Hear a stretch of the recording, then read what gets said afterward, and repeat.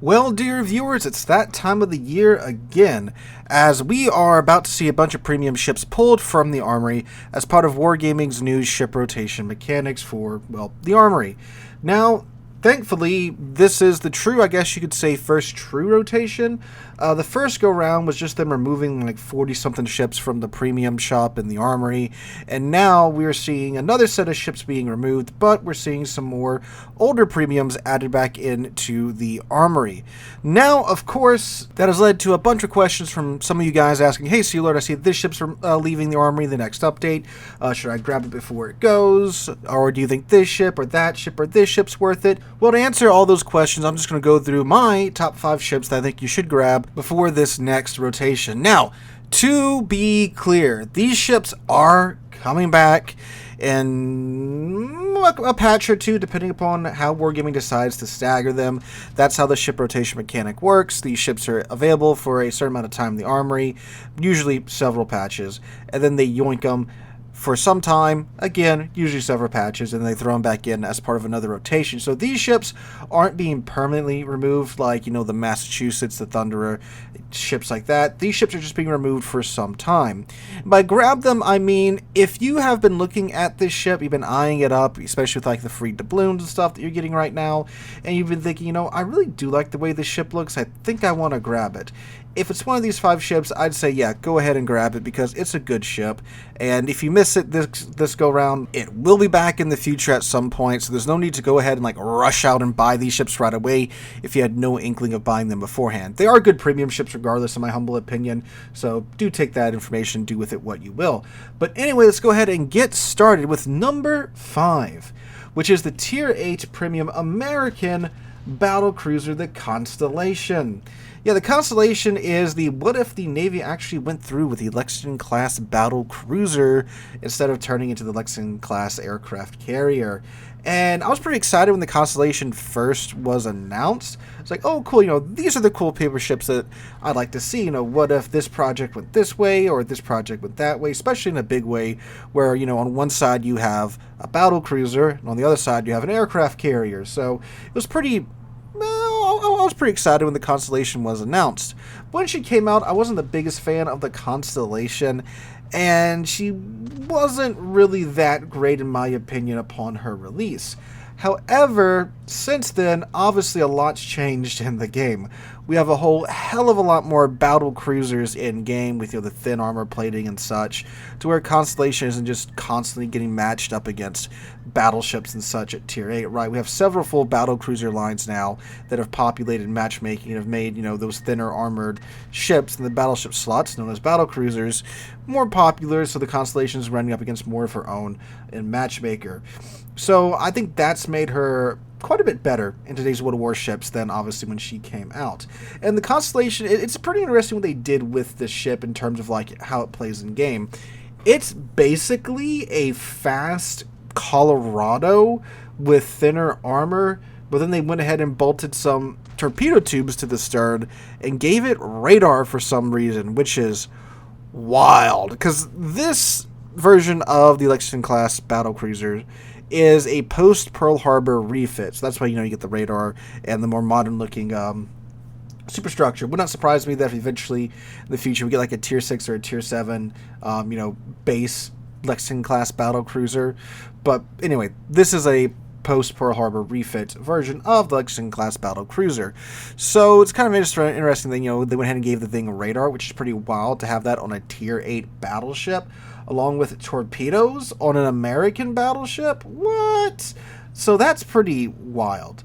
So if you like the Colorado's guns, which there is a lot to like about the Colorado's guns, those are some pretty dang good 16-inch guns, especially at Tier 7. And even at Tier 8, they're not all that bad either. And by Tier 8 battleship standards, the the Constellation is fairly accurate, so I gotta give it that for sure. Now, again, we're talking about Tier 8 battleship standards, so while fairly accurate, we're not talking laser accurate by any stretch of the imagination. So it's fast, it's got a good degree of utility with that radar, gets torpedoes for close encounters of the third kind, and it has Colorado's 16-inch guns, which those are some pretty hardy guns to have at Tier 8, because when you are top tier, you can overmatch quite a bit with those 16-inch guns. And when you get double up to tier 10, well, you still have 16-inch guns to bring to the party, and you're still pretty fast and maneuverable, so you can do a lot of juking and such when it comes to dodging higher tier incoming fire. So it's a pretty fun ship in my opinion. Definitely not like an overly competitive ship, but it's a fun ship that's great to, go ahead and derp around in some tier 8 matches, or like tier 8 brawls. She's pretty nice because of the torpedoes and the speed and the maneuverability. Obviously, there's a lot of good brawlers at tier 8. I'm just saying she's not a terrible choice for those reasons there. But yeah, she does have obviously less armor plating. She's pretty squishy because she is a battle cruiser at the end of the day, but a pretty fun one in my mind, and one that I would recommend you pick up if you've been thinking about it. Alright, going the way down now to number 4, we have the tier 7 premium British battleship, the Hood. Yeah, they're taking the Hood out of the armory with this next rotation, which is pretty wild considering she has to easily be one of the most famous warships of the 20th century, but they're doing it. So what is Hood? Hood started life as a battle cruiser, but as the whole Battle of Jutland showed, the British battle cruisers weren't that well armored, and there might have been some funny stuff going on with the magazine hatches and such, but yeah, because of that, they started bolting more and more armor to the Hood, to where eventually she was, definitely more well armored than a lot of battleships at the outbreak of World War II. So she's a pretty thick girl in real life and in game. And she has a stupid amount of HP for a tier 7 battleship. Like, she has like tier 8, tier 9 battleships levels of HP. I'm guessing to, represent the amount of armor they kept bolting to the Hood in real life. So, despite that, she is still fairly maneuverable and fairly quick. And you have 8 15-inch guns at tier 7, which that's pretty awesome. Because very much like the Constellation, when you're in tier 7 matchmaking and you get, a tier 7 game, you too don't really care about armor because you're going to overmatch just about everything that you're going to run into at tier 7, which is pretty dang good. Now, the downside to having, this level of firepower on a hull that's pretty well armored and maneuverable is that the guns tend to be not the most accurate guns in the world.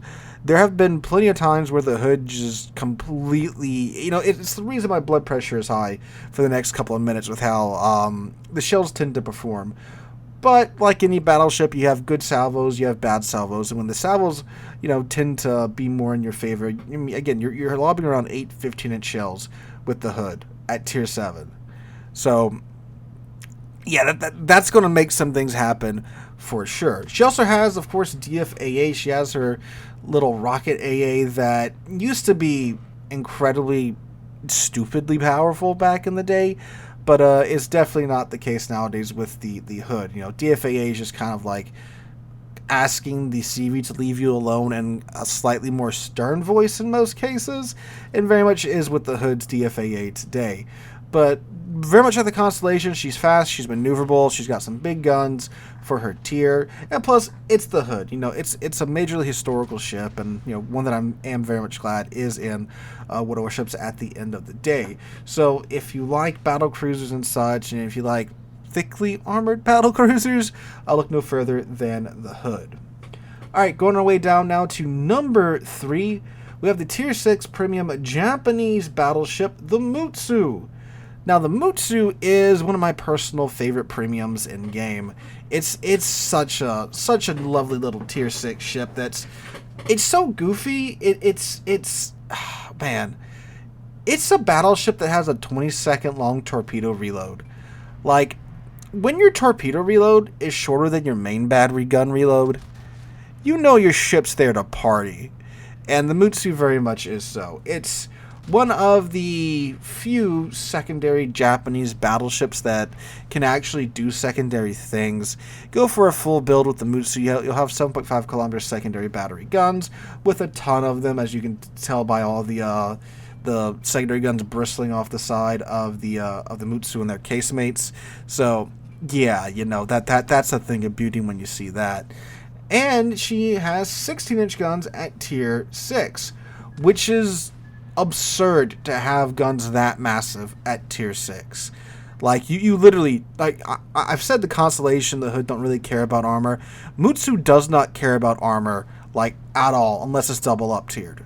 Now, obviously, the downside to that is that if you do want to do a secondary build, which is pretty fun with the Mutsu, you obviously can't build into the main battery guns. And even if you can build into the main battery guns a little bit, you can because you are a tier 6 battleship. The guns are still, pretty inaccurate because 16-inch guns at tier 6. And they use a World War I era shell, which means that from closer ranges, the Mutsu has pretty darn good armor penetration capabilities, but from longer ranges, it really does fall off, which, understandable. You don't want anyone getting cross-shot, sniped with 16-inch shells at tier 6. That does kind of ruin the day. And she does have those 20-second reload torpedoes, which that's just there for a good time. And you get 4 torpedo tubes. Not 4 racks of tubes, 4 tubes. You get 2 tubes per side. They're in single launchers, and they do have a 20-second reload each, which is pretty funny. I'm honestly surprised they haven't done this more with more battleships in game. I know we have the turning mechanics now for torpedoes, and we got that slew of battleships that have the 30K alpha torpedoes that can turn with the British battle cruisers. But surprised we haven't seen more little goofy guys like the Mutsu. So Mutsu's a ton of fun, like tier 6 brawls, tier 6 ranked, tier 6 operations and such. She's a great little ship. Again, maybe not the most meta ship for today's World of Warships, but 16-inch guns at tier 6. That's a lot there. And with tier 6 matchmaking, even right now with most of the people that hate subs and CVs going to Blast from the Past, you still have definitely a much better chance of getting a secondary build battleship to work in tier 6 matchmaking than you do in higher tier matchmaking, which happened to me in the background footage here, even with, again, the no subs and CVs mode running at full strength. Still, get my secondaries going quite a bit during this match, and you know what? It works out pretty well with the Mutsu. So just a good, fun premium ship here. Definitely a great Japanese premium battleship. So if you've been wondering about the Mutsu, if you liked what you just heard, yeah, I would definitely suggest picking it up before she just disappear for a bit. All right, going our way down now to number 2, we have the tier 9 Greek destroyer, the Velos. So the Velos is an interesting take on the Fletcher class in game because, as I'm sure most of you guys know, we have, 7 Fletchers, 8 Fletchers in game now? Some ridiculous number like that. Again, 200 and something of them, I believe, were built during World War II, which that's a lot, and quite a few of them served into, the 80s, 90s, and I think even into the 2000s, which is just absurd. So naturally, it's going to be a pretty prevalent ship in game. But the Velos, the twist you get with the Velos over the Fletcher is that it's more gunboaty focused, and you get a little bit of the pan-European destroyerness tossed up in there. So what happens with the Velos is that you lose a turret, but you pick up quite a bit of reload time for it, and you lose a torpedo tube. But you get 1 tube with a, well, at least with the build that I'm running on, it's about a 50-ish second reload time, which is nuts. But you might be thinking, well, Sealord, they're the pan-European torps that do 12,000 damage, right? No, you get a set of torps that do about 19,000 damage that reload in 50 seconds. That's not that bad. It's not that bad at all. But of course, the Velos isn't really about the torpedoes. It's about the main battery guns. You get 4 extremely rapid-firing main battery guns, and the Velos is great for going into a cap and just absolutely bullying the crap out of other destroyers. Unless you're running across a tier 10 or a tier 9 dedicated gunboat, you are probably going to out DPM most of whatever it is that you run across in that cap. And you do have the torpedoes to fall back on. You can chunk them down every 50 seconds with, who cares? I get them back in 50 seconds levels of I don't care, right? So that's pretty nice too. And again, they're still doing 19k when they do connect on the enemy ship. So if you want a side grade to the Fletcher that's more focused on the main battery guns rather than that nice balance of gun power and torpedo power that you get from the Fletcher, so it's definitely not a bad pickup in my mind, especially if you have what's his name, Jerzy Swirsky. He's a pretty good unique commander to toss on here as well. So if you just want a little bit of American blend with that pan-European blend, but more into the gunboaty side of things, look no further than the Velos. Also, it's a real still historical ship, still a preserved museum ship today, so that's always cool when we see those guys show up in game. Alright, finally we have our number 1 slot, which is the Tier 6 Premium British Battleship, the Warspite. If you haven't bought a Warspite yet, after being a regular viewer of my channel, I don't really know what to do with you. Because the Warspite is hands down, like tier for tier, one of the single best battleships in game. Just go play Blast from the Past right now. There's Warspites everywhere for a good reason. Not only is it one of the few ships allowed in the mode, but it is, again, simply one of the best battleships in the game, tier for tier.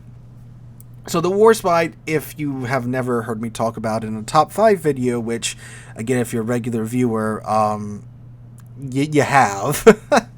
But Warspite, she is a British dreadnought-style battleship armed with 8 15-inch guns that, unlike the Constellation and the Mutsu and the Hood, are very accurate by Tier 6 standards. Like, we're talking about better Tier 8, Tier 9 levels of accuracy here out of the Warspite's guns, which is just obscene. They are obscenely accurate for a Tier 6 battleship. And they're 15-inch guns, which, like those other battleships we mentioned tonight, do not care about armor.